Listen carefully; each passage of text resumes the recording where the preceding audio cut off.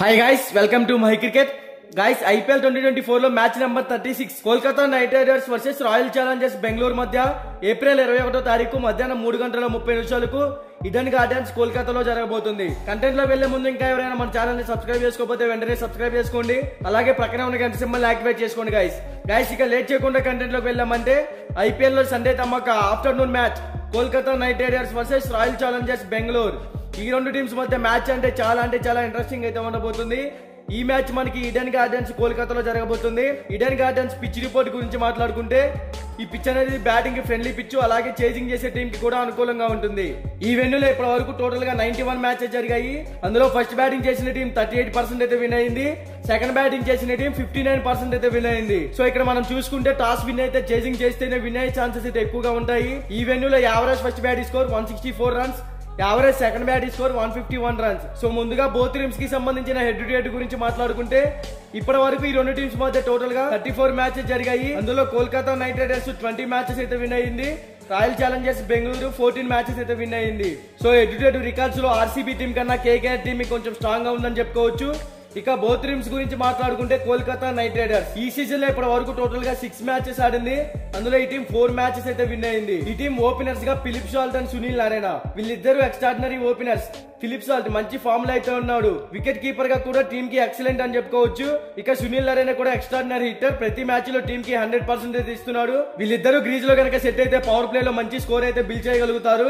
తర్వాత రఘువంశీ స్టెబిలిటీ ఉన్న player, 1 down లో వచ్చి మంచి పర్ఫార్మెన్స్ అయితే ఇవ్వగలుగుతున్నాడు. తర్వాత Shreyas Iyer as a captain గా టీమ్ ని బాగా లీడ్ చేస్తున్నాడు అని చెప్పుకోవాలి.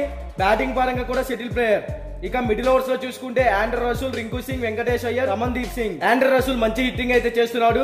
టీమ్ కి ది బెస్ట్ ఆల్రౌండర్ అని కూడా చెప్పుకోవచ్చు. తర్వాత Rinku Singh excellent batsmen. Team కి ఇతను కూడా 100% అయితే అందించగలుగుతాడు. తర్వాత వెంకటేష్ అయ్యర్ బ్యాటింగ్ పరంగా ఇంకా కొంచెం ఇంప్రూవ్ అవ్వాలి. అప్పుడే ఇటు మిడిల్ ఆర్డర్ లో చాలా స్ట్రాంగ్ గా కనపడుతుంది. ఇక రమన్దీప్ సింగ్ కూడా సెటిల్ ప్లేయర్. బ్యాటింగ్ పరంగా ఇతను కూడా కొంచెం ఇంప్రూవ్ అయితేనే టీమ్ కి బెనిఫిట్ అయ్యే ఛాన్సెస్ ఉన్నాయి.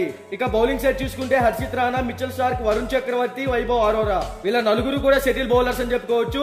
ఓవరాల్ గా ఈ టీం టాస్ గెలిచినా ఓడినా ఫస్ట్ బ్యాటింగ్ కనుక చేస్తే కంపల్సరిగా 200+ టార్గెట్ అయితే సెట్ చేయాల్సి ఉంటుంది. అప్పుడే ఈ టీం విన్ అయ్యే ఛాన్సెస్ అయితే క్రియేట్ చేసుకోవచ్చు.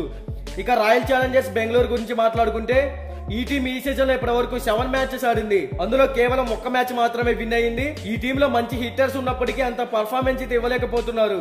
బట్ లాస్ట్ మ్యాచ్ లో కొంచెం పర్లేదని చెప్పుకోవచ్చు. ఈ టీం ఓపెనర్స్ గా Virat Kohli and fab du Plessis. Virat Kohli మంచి ఫామ్ లో అయితే ఉన్నాడు. టీమ్ కి తన 100% అయితే ఇస్తున్నాడు. తర్వాత ఫ్యాబ్ డు ప్లెసిస్ కూడా టీమ్ కి ప్రతి మ్యాచ్ లో మంచి ఎఫర్ట్స్ అయితే పెడుతున్నాడు. వీళ్ళిద్దరూ పవర్ ప్లే లో నాట్అవుట్ గా ఉంటే పెద్ద స్కోర్ బోర్డ్ అయితే టచ్ చేసే ఛాన్సెస్ కూడా ఉన్నాయి. ఇక 1 డౌన్ లో విల్ జాక్స్ కూడా మంచి హిట్టరే, కానీ బ్యాటింగ్ పరంగా కొంచెం ఇంప్రూవ్ అవ్వాలి. అప్పుడే ఈ టీం టాప్ ఆర్డర్ లో స్ట్రాంగ్ గా కనపడుతుంది. తర్వాత రజత్ పటిదార్ మంచి ఫామ్ లో అయితే ఉన్నాడు. ఎక్స్ట్రాడినరీ హిట్టర్ అని కూడా చెప్పుకోవచ్చు. పటిదార్ ఈ టీం కి మంచి ఇన్నింగ్స్ అయితే ఆడుతున్నాడు. ఇక మిడిల్ ఓవర్స్ లో చూసుకుంటే దిలీప్ సింగ్ చౌహాన్, దినేష్ కార్తిక్, మహిపాల్ లోమర్, అనుజ్ రావత్. దిలీప్ సింగ్ చౌహాన్ మంచి హిట్టరే, కానీ ఎందుకో గానీ హిట్టర్స్ ఉన్నప్పటికీ ఈ టీం అంతగా పర్ఫార్మెన్స్ అయితే ఇవ్వలేకపోతున్నారు. తర్వాత దినేష్ కార్తిక్ ఎక్స్ట్రాడినరీ హిట్టర్. ప్రతి మ్యాచ్ లో తనదైన స్టైల్లో మ్యాచ్ స్వరూపాన్ని మార్చేస్తున్నాడు అని చెప్పుకోవచ్చు. దినేష్ కార్తిక్ టీమ్ కి 100% ఎఫర్ట్స్ అయితే పెడుతున్నాడు. తర్వాత మహిపాల్ లోమర్ కూడా కొంచెం పర్లేదని చెప్పుకోవాలి. తర్వాత ఇంపాక్ట్ ప్లేయర్ గా అనుజ్ రావత్ మంచి పర్ఫార్మెన్స్ అయితే ఇవ్వగలుగుతాడు. ఇంపాక్ట్ ప్లేయర్ గా వస్తే ఇంపాక్ట్ అయితే చూపించాలి. తర్వాత విజయ్ కుమార్ బౌలింగ్ లో అంత పర్ఫార్మెన్స్ అయితే ఇవ్వలేకపోతున్నాడు. ఇక బౌలింగ్ సైడ్ చూసుకుంటే Topley, Ferguson, S Dayal, Siraj. ఈ టీం బౌలింగ్ సైడ్ చాలా వీక్ గా కనపడుతుంది. బ్యాటింగ్ లో Virat Kohli, Faf du Plessis, Patidar, Dinesh Karthik వీళ్ళ నలుగురు సెట్ అయ్యారు. వాళ్ళతో పాటు మిగతా ప్లేయర్స్ కూడా కొంచెం ఇంప్రూవ్ అయితే ఈ టీం బ్యాటింగ్ పరంగా స్ట్రాంగ్ గా ఉంటుంది. బౌలింగ్ లో మాత్రం చాలా ఇంప్రూవ్ అవ్వాల్సి ఉంటుంది. ఓవరాల్ గా ఈ రెండు టీమ్స్ మధ్య మ్యాచ్ అంటే చాలా ఇంట్రెస్టింగ్ అయితే ఉండబోతుంది. బోత్ టీమ్స్ లో బ్యాటింగ్ ఆర్ బౌలింగ్ సైడ్ చూసుకుంటే కోల్కతా నైట్ రైడర్స్ కొంచెం స్ట్రాంగ్ గా ఉంది కాబట్టి ఈ టీం విన్ అవ్వచ్చు. కానీ ఆర్సీబీ టీం బ్యాటింగ్ పరంగా ఇంప్రూవ్ అవుతుంది. అలాగే బౌలింగ్ లో కూడా ఇంప్రూవ్ అయితే ఆర్సీబీ టీం కూడా విన్ అయ్యే ఛాన్సెస్ అయితే క్రియేట్ చేసుకోవచ్చు. ఇక బోత్ టీమ్స్ కి సంబంధించిన ఎక్స్పెక్టెడ్ ప్లేయింగ్ 11 డిస్ప్లే మీద రన్ అవుతుందో ఒకసారి చెక్ చేయండి.